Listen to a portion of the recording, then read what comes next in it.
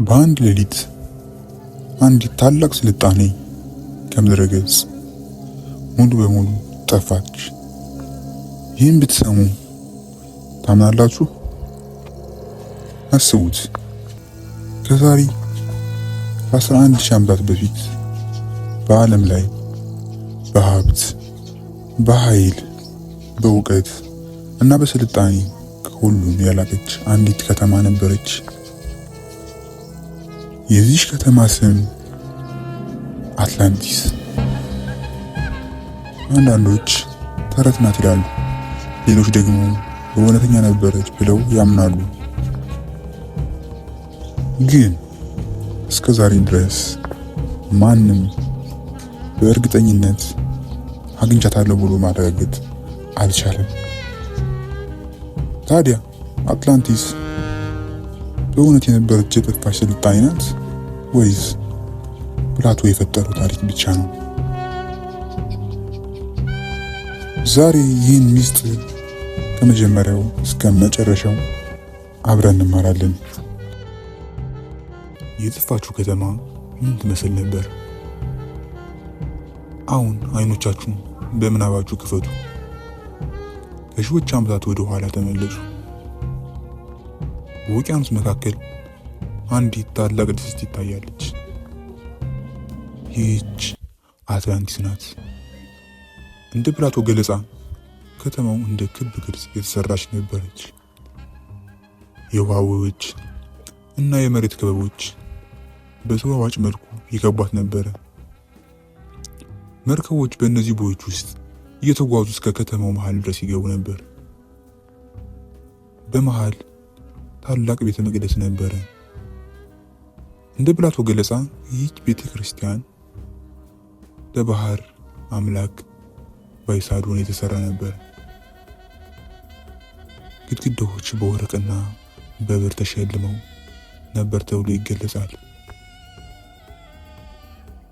አደባባዮቹ በሰዎች ተሞልተው ነበር። ገበያዎች በንግድ ይደምቁ ነበር። ወደቦች በመርከቦች ተሞልተው ነበር። አትላንቲስ ሀብታም ብቻ ነበረች፣ ኃይልም ነበረች። ልቅ ጦር፣ ጠንካራ መርከብ ኃይል እና ሰፊ ግዛት ነበራት ተብሎ ይነገራል። ማን እንደ ብዙ ኃይልና መንግስታት ሀብትና ኃይል በጊዜ ሂደት ኩራትን አመጡ እና ይህ አትላንቲስ መጨረሻ የጀመረው ነበረ። እውነቱን የነገረን ማን ነው? ግን ይህን ሁሉ ለዓለም መጀመሪያ የነገረን ማን ነው? መልሱ ፕላቶ የተባለው ጥንታዊ ግሪካዊ ፈላስፋ ነው። ፕላቶ ከ2300 ዓመታት በፊት በጻፋቸው ውይይቶች አትላንቲስ የተባለች ታላቅ ደሴት እንደነበረች ገለጸ። ግን ፕላቶ ይህን ታሪክ ከየት አገኘው? እንደሱ ገለጻ ታሪኩ ከግብፅ ካህናት ወደ ግሪካዊ ጠቢብ ሰለሞን ከዚያም በትውልድ ወደ ትውልድ እስከሱ ደርሷል ብሎ ጻፈ። ነገር ግን ዛሬ ብዙ የታሪክ ተመራማሪዎች ይህ ታሪክ በእውነተኛ ታሪክ ሳይሆን ፕላቶ ለማስተማር የፈጠረው ምሳሌ ሊሆን ይችላል ይላሉ። ሌሎች ግን አይ እውነት ነበረች፣ ማስረጃውን ገና አላገኘነውም ይላሉ።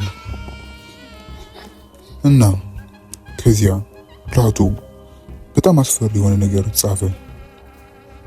አትላንቲስ በአንድ ቀን እና በአንድ ሌሊት ከባድ የመሬት መንቀጥቀጥ እና በታላቅ ጎርፍ ከባህር በታች ሰመጠች ብሎ ገለጸ። ግን ይህ በእውነት ሊሆን ይችላል ወይስ ሙሉ በሙሉ ተረት ነው? አትላንቲስን የፈለጉ ሰዎች ምን አገኙ? ግን አትላንቲስ በእውነት ነበረች? ከሆነ የት ጠፋች? ይህ ጥያቄ ለብዙ ዘመናት የሳይንቲስቶችን እና የታሪክ ተመራማሪዎችን ትልቅ ሚስጥር ሆኖ ቆይቷል። አንዳንድ ተመራማሪዎች አትላንቲስ በአትላንቲክ ውቅያኖስ ውስጥ ሊሆን ይችላል ብለው ያምናሉ። ሌሎች ደግሞ በግሪክ አቅራቢያ በደረሰው ታላቅ የእሳት ገሞራ ፍንዳታ የጠፋ ስልጣኔ ታሪክ የአትላንቲስ ታሪክ ሊሆን ይችላል ይላሉ። በውቅያኖሶች ስር የጠለቁ ከተሞች፣ የድንጋይ መንገዶች እና የሰው ሰራሽ የሚመስሉ መዋቅሮች ተገኝተዋል። ግን እስካሁን ከእነዚህ መካከል ይህ በእርግጥ አትላንቲስ ነው ብሎ የተረጋገጠ ማስረጃ የለም። ይህ ማለት አትላንቲስ አልነበረችም ማለት ነው? አይ እንዲሁም ነበረች ማለት አይደለም። እስካሁን የሚያረጋግጥ ማስረጃ አልተገኘም። ምናልባት አትላንቲስ አሁንም በውቅያኖስ ጥልቅ ማንም ሳያገኛት ተደብቃ ትሆን? ወይስ ከመጀመሪያውም የሰው ልጅን ለማስተማር የተፈጠረ ታሪክ ብቻ ነበር? ይህን ጥያቄ በመጨረሻው ክፍል እንመለስበታለን። እውነት ነበረች ወይስ ተረት ብቻ? ከሺዎች ዓመታት በኋላ የአትላንቲስ ሚስጥር አሁንም ሳይፈታ ቀጥሏል። የባህር ጥልቀቶች አሁንም በደንብ አልተመረመሩም። ስለዚህ አዲስ ግኝት አንድ ቀን ሊገኝ ይችላል። ነገር ግን እስከዛሬ ድረስ አትላንቲስ በእርግጥ እንደነበረች የሚያረጋግጥ ግልጽ ማስረጃ የለም። አንዳንዶች የፕላቶ የሥነ ምግባር ትምህርት ነበር ይላሉ። ሌሎች ደግሞ ከእውነተኛ ክስተት የተነሳ የተጻፈ ታሪክ ሊሆን ይችላል ብለው ያምናሉ። ምናልባት አትላንቲስ ከተማ ብቻ አልነበረችም።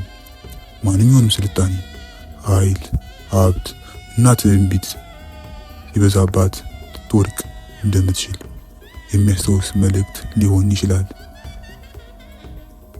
አሁን ግን ጥያቄው ለእናንተ ነው።